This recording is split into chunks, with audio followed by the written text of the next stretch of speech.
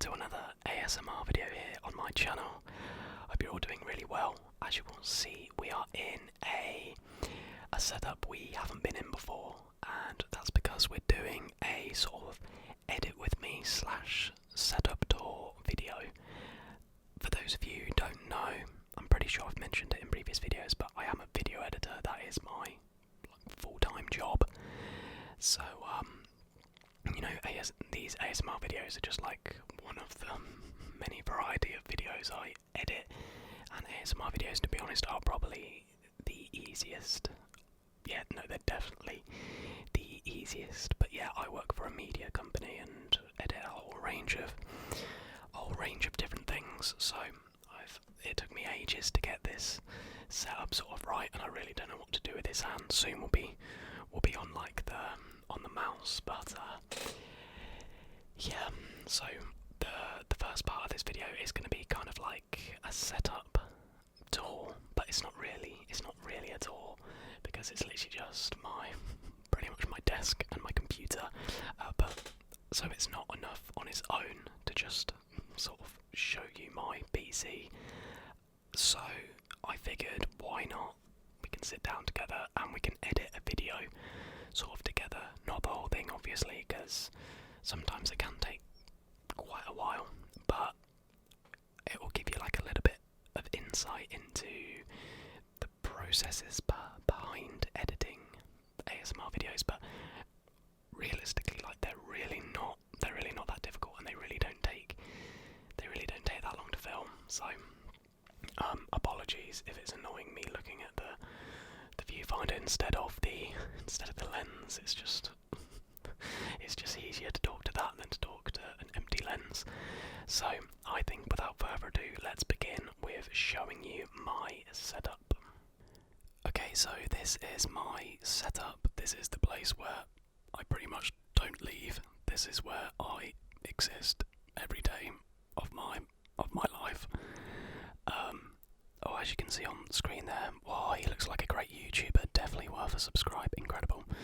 Now, this is my PC. In lockdown 1, I spent a little bit of savings to basically invest in this, as I realised that obviously a lot of my work was going to be remote, so I needed this beast to edit. On screen now, I'll put the PC specs and stuff of it. It's not like the very best you can get, but like it's good enough to just be incredible. Like, I can play Warzone on it very easily, and editing is so quick in terms of like rendering out and everything. It's literally like perfect for me and what I have to do. But yeah, it's pretty decent. There's a nice picture of me and my dog, a fan which has been an absolute lifesaver the last few days. And then yeah, this is my 4K monitor, which is what I do most of my editing of, and then I've got a backup monitor as well. Some projects I sort of work on, you really need two monitors to have Premiere open in one and then maybe like a reference or shot list on the other, or even just Google Chrome. And then we got the baby Yodas there.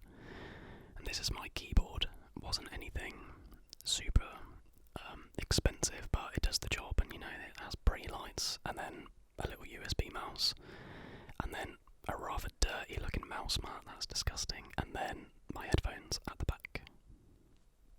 So yeah, guys, that is my setup. It's where I spend the majority of my day, if not all my day, in all my weeks.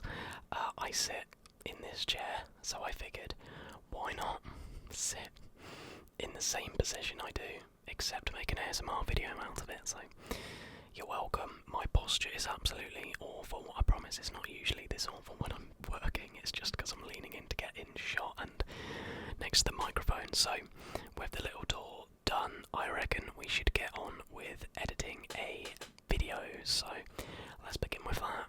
So as you can see on screen, I have loaded up my Adobe Premiere Pro. This is the program I use to video edit on. When I first got into video editing, I learnt in Avid Media Composer, but Premiere Pro is just so intuitive in my opinion. Avid Media is mainly used for like editing the news and things like that, whereas Premiere Pro is very like beginner friendly, but also also can do like really advanced stuff as well. So Premiere is just great. It's expensive, but it's great. So if we just go into so this is my project file, and as you can see, we've got all the different videos we've done. We've got Football Conspiracies 2 there, Pokemon Mystery Box, like that's right back at the beginning, and then scrolling down to the bottom, we've got Simpsons and Marvel Trivia. Marvel Trivia won't have come out yet when this video is released, I don't think. So yeah, you've got that to look forward to, basically. So the video we're going to be editing today is the ASMR history video, which would have already been released. It is the World War II video, so we go in here and we go into World War II. So I did this earlier. This is definitely the longest part of these history videos, sourcing the images, and yeah, as you can see, there's 54 different events in this video. Now, I've also brought in the audio, which I record usually through my laptop into Audacity. Audacity's great because you can do just like instant audio cleanup if needed, or yeah, it's just pretty good. I think it's just the safest way of recording ASMR audio, in my opinion. So I then transfer that from my laptop to my PC and then bring it into Premiere. Now, you will have noticed this. Usually there will be, of course, camera footage, but I decided to not bother because I'm hardly on camera for these videos anyway, so I figured save the space and just do it without. So usually your first stage would be to drag the footage or create a new sequence from said footage. Now I've numbered these, and this is called intro. So while I'm introducing the video, I want this to be the thing that pops up, and then maybe with like a World War II title thing. You'd have seen the final product by now. But so we go over here, we right click, and we do new sequence from clip, and this brings it into here, which is our timeline. This is like a real like beginners thing, but it wouldn't be much fun for anyone if we were doing like advanced stuff like multicam sequences and stuff. But so yeah, and then down here, as you can see, we have our sequence. So we're going to go ahead and rename this World War II sequence, just so I know what I need to search to find it, basically.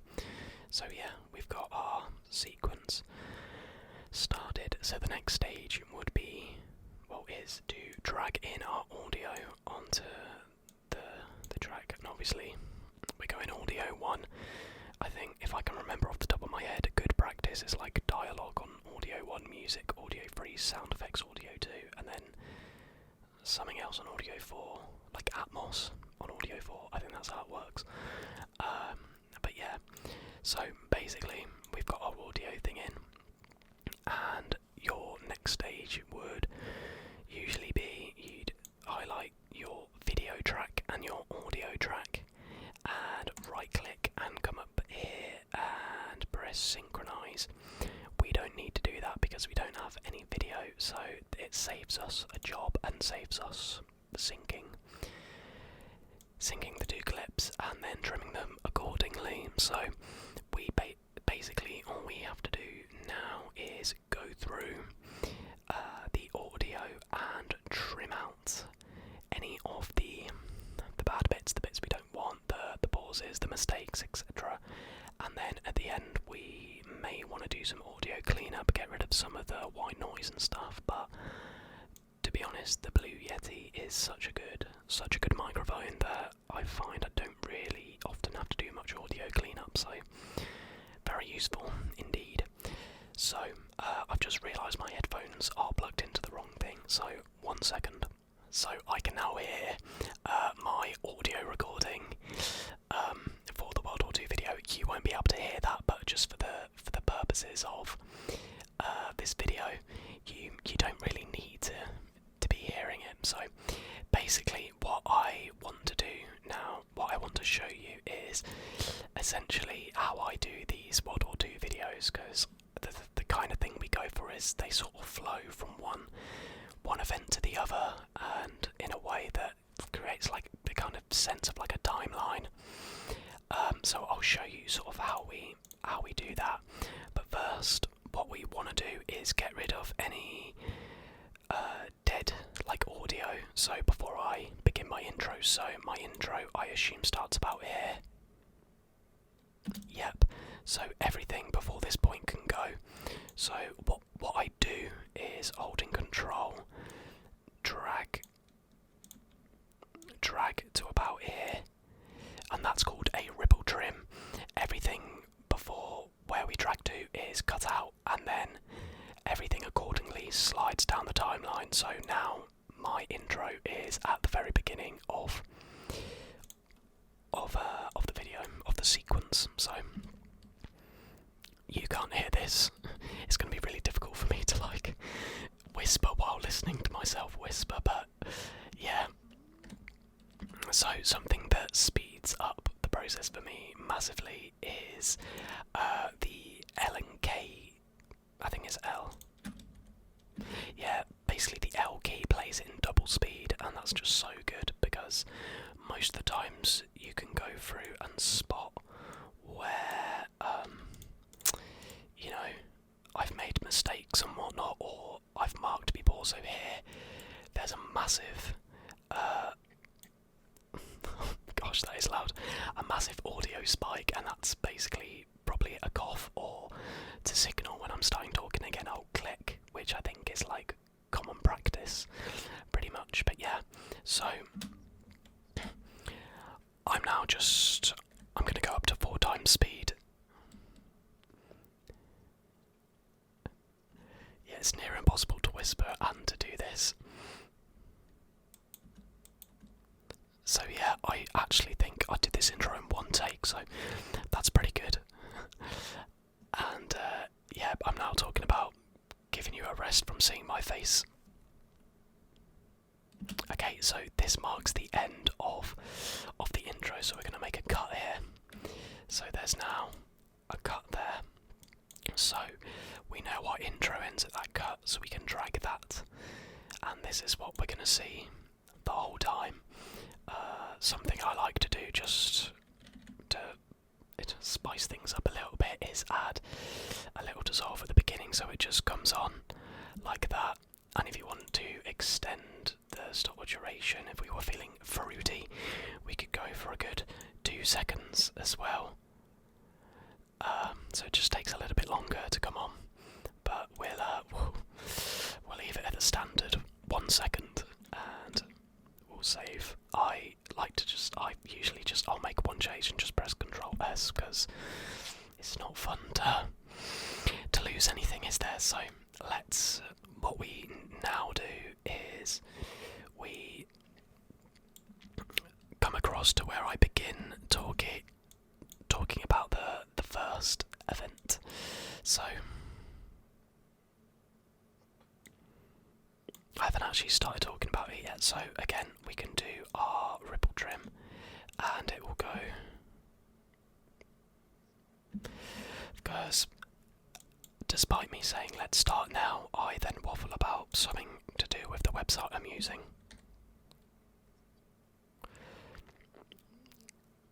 Yeah, basically just saying it's just key dates and do your own research.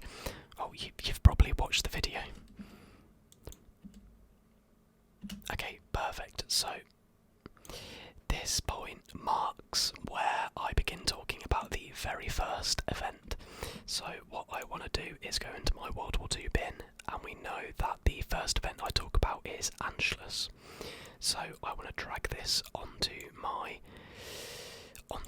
sort of sequence, and basically I want to scale this to my frame, and then we'll come up to here and increase the scale so it fills the thing. Now what I like doing is I like to have the image sort of zoom in or zoom out slowly, just because it's a little bit more interesting than just having like the still image on screen. So essentially we now go to the next time we talk about the event. The time we talk about the next event, sorry. So So this is still about Anschluss.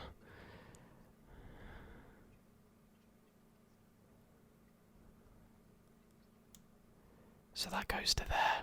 So, for all this time we are talking about Anschluss. So, if we come up here and come to the beginning, if we add a toggle animation on the scale, this means that the scale is going to animate. So by pressing that button, we've made a keyframe here.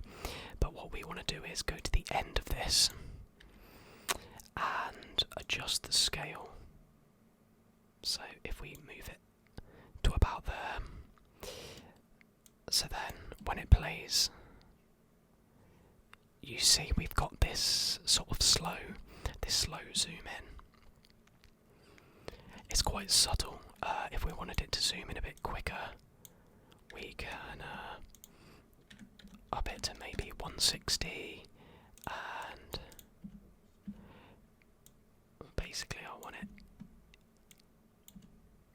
yeah, something like that. So that's looking good. Now, to get it to flow from one thing to the other, I basically have these effect presets. So what I'm actually going to do is go in here and go into my World War I sequence, and this is what the finished product looks like.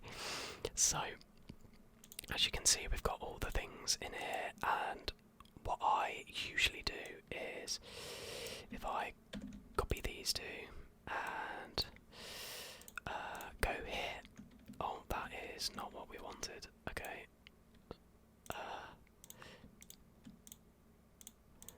One second. Come on. There we go. Perfect. So this is the kind of it's basically the reason these take so long is it's just so repetitive, but really there's nothing much to it.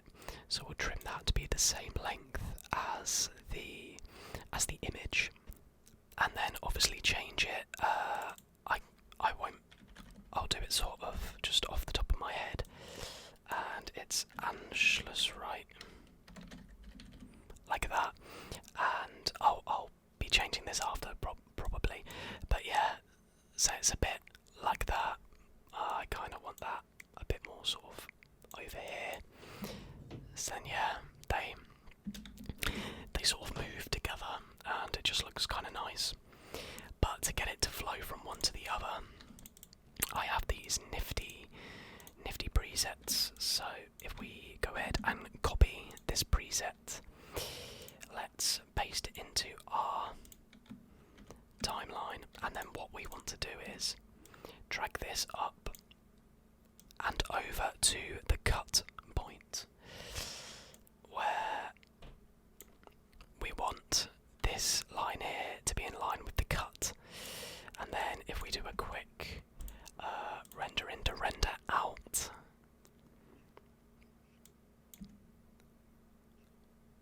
there you have it. It does like that. I don't know why it's doing the upside down thing. That might just be because I'm screen recording, but that's really weird. I'll have to sort that out after. But yeah, you get the idea, and then it's literally just a case of going through again and again and again and again until you have this whole timeline of events. But yeah, I think that's more or less what I wanted to do for this video. Just give you just like a little bit of an insight into the process. My other videos are just a lot more straightforward. It's basically just trimming and cutting the sequences together. So yeah, I hope you did enjoy this video, everybody. If you did, leave a thumbs up, leave a like, and subscribe if you're new. And until the next video, everybody.